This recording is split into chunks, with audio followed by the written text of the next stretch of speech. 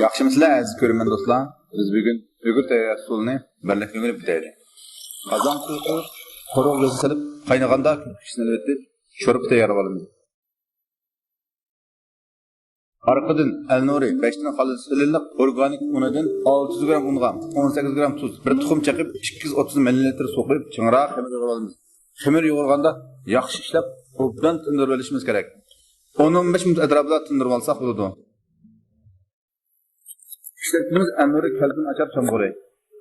Çamgır, şokla, şansayını kuşak doğarak tayar kılalım. Biz tayyor bo'lgan qo'g'irning sho'rpisidan qozonga quyib olamiz. Tayyor bo'lgan qo'g'irga sho'rpisiga to'g'rab olgan chamg'un solamiz. 8 gram tuz silib etgandan keyin cho'qlakni solamiz. Xamirimiz mana tinib tayyor bo'libdi.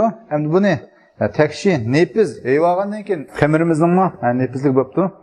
Nepiz yeyib oldik. Endi buni o'tirda yerib olamiz. Endi buni qatlab, sarangi tilla cho'nlig'ida takshi inch qilib to'g'rab olamiz.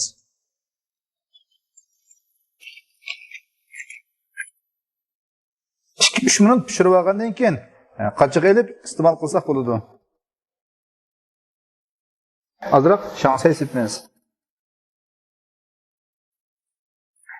Mana do'stlar, intayin singishlik va yeyishlik bo'lgan o'g'rimizmi tayyor bo'ldi. Buni bitirib ko'rib boqaylik.